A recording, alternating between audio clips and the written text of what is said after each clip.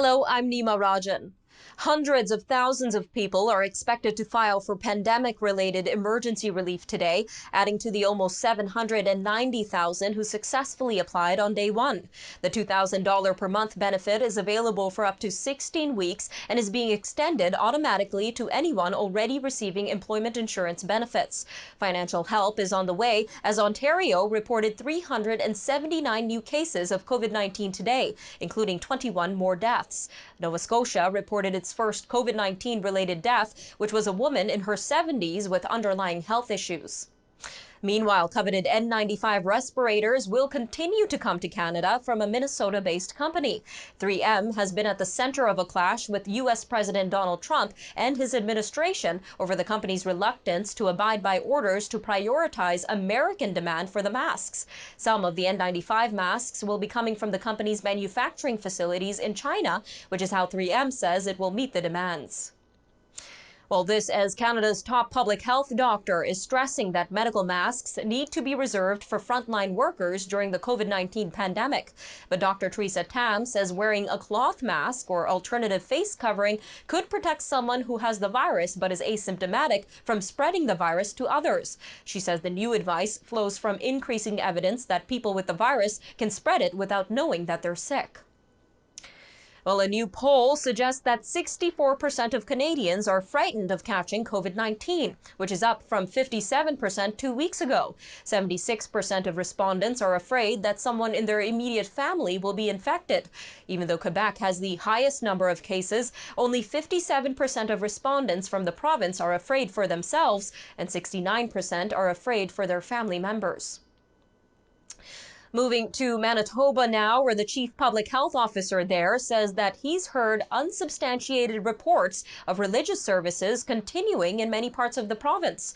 Dr. Brent Rusin says faith-based groups are not exempt from public health orders limiting the size of gatherings, and the province expects all Manitobans to adhere to them for everyone's protection.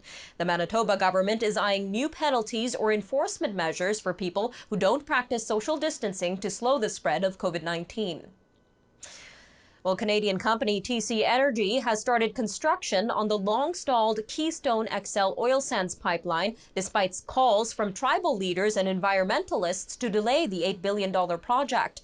A spokesman for TC Energy says work began over the weekend at the pipeline's border crossing in northern Montana. About 100 workers were involved initially. Opponents fear that workers could spread the coronavirus in rural areas that are not equipped to handle an outbreak. Meanwhile, 3 British Columbia First Nations will hold a news conference to talk about their decision to appeal the Trans Mountain Pipeline expansion project to the Supreme Court of Canada. The 3 are challenging the adequacy of Indigenous consultation leading up to the pipeline's second approval last June. The High Court has already decided not to hear challenges filed by other Indigenous and environmental groups that try to appeal on the same grounds. Travelers and travel agents alike are increasingly frustrated with refund policies and customer service at Canadian Airlines. A petition calling on Ottawa to refuse bailouts to any airline that does not refund customers for canceled flights due to COVID-19 now has roughly 3,000 signatures. Toronto resident Bob Scott launched the petition last week. He notes that Canadian carriers are offering customers flight rebookings or travel vouchers, but not full refunds. Now, more people have died from the coronavirus in New York City than those who perished in the September 11th attack on the World Trade Center. Over 3,200 people have been killed in the city by the virus, according to a new count released by city health officials today. The deadliest terror attack on U.S. soil killed 2,753 people in the city and 2,977 overall when hijacked planes slammed into the World Trade Center, the Pentagon, and a field near Shanksville, Pennsylvania on September 11, 2001. New York City recorded its first coronavirus death on March 13th, less than 2 weeks after confirming its first infection. Well, the U.S. Federal Reserve says that it will support the government's $349 billion small business lending program, which had a rocky start on Friday. The Fed says that it will buy loans that banks make for small businesses as part of the program, which is being carried out by banks and the Small Business Administration that was set up under the $2.2 trillion economic relief package. The loans can be forgiven if they are spent on payroll to encourage firms to keep paying their employees or rehire workers that they may have recently laid off.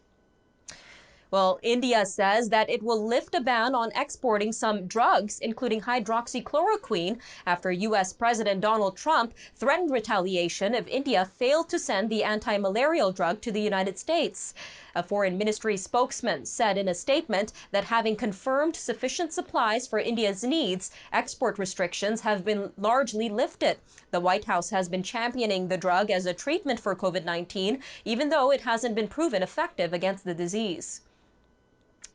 Well, Britain's Prime Minister Boris Johnson was moved to the intensive care unit of a London hospital yesterday after his COVID-19 symptoms worsened.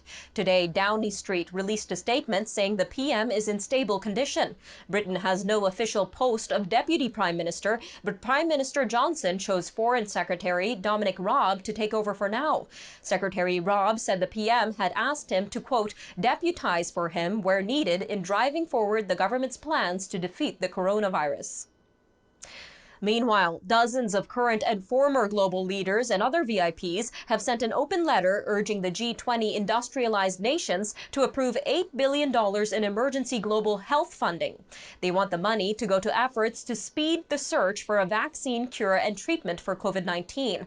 The letter to Prime Minister Justin Trudeau and other leaders calls for billions of dollars of support to countries with weaker health systems and vulnerable populations. Well, ancient burial rituals are being disrupted by the coronavirus outbreak as well. These include bodies that are solemnly washed by relatives, wrapped in shrouds, and buried as quickly as possible, with large crowds of mourners in attendance.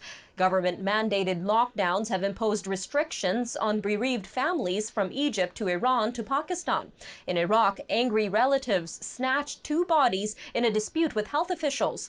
Some mourning families there have spurned the government rules entirely, reflecting the struggle of honoring tradition with anti-pandemic measures in place.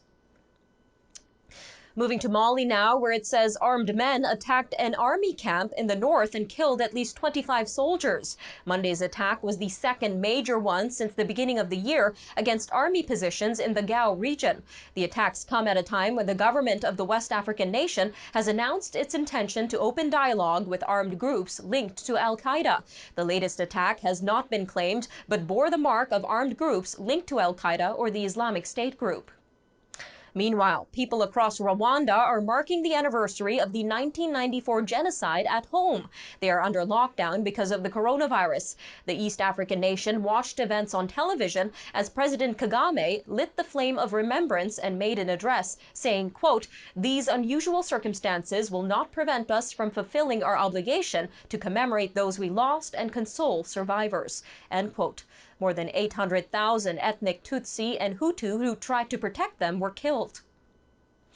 Well, Alcoholics Anonymous has had to adapt to the COVID-19 pandemic as well, switching from in-person meetings to online gatherings. Many of AA's usual meeting places have also been closed by public health officials.